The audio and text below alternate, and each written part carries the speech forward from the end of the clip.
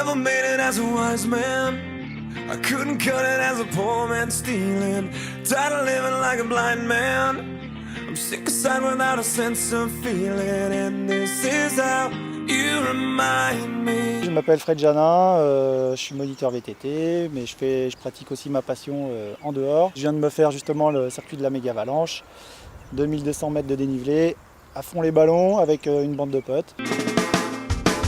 Moi vraiment ce que j'aime dans ce parcours, c'est qu'il y a beaucoup de dénivelé. Il y a vraiment tous les types de terrain. On commence par s'en prendre plein les bras avec la roche volcanique. Donc là ça se coud dans l'essence, il faut vraiment rester bien concentré pour ne pas s'en mettre une.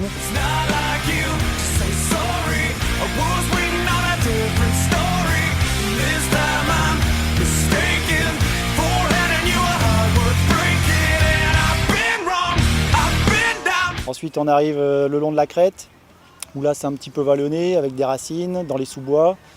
Donc on a un peu mal des fois avec la lumière à bien tout distinguer, mais il faut vraiment être très concentré. Wow! Et puis ensuite on descend dans des petits singles, c'est-à-dire des chemins plus étroits, plus serrés, un peu plus raides.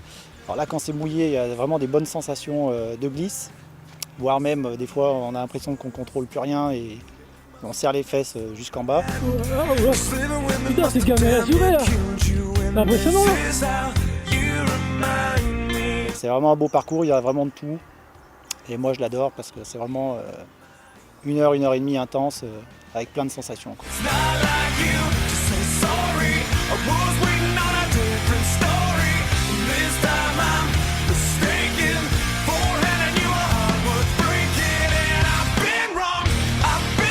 Après ça dépend vraiment de la météo, quoi. Quand c'est sec il y a beaucoup plus d'adhérence, donc ça permet voilà, d'y aller un peu plus sans réfléchir.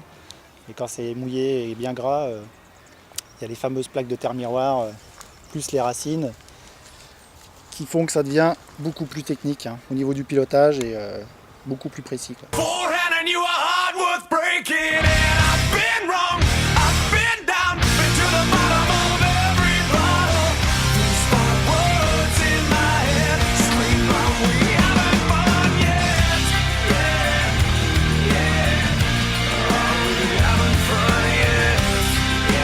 Par contre, le seul truc, je conseille de partir à plusieurs, si jamais il y a quelqu'un qui se fait mal ou n'importe quoi. Et ensuite d'avoir du bon matériel, hein, d'être autonome, d'avoir de quoi réparer, parce que sinon vous risquez d'avoir des gros soucis. Et d'arriver en bas avec ce genre de... c'est tout ce qui va vous rester de votre vélo, hein.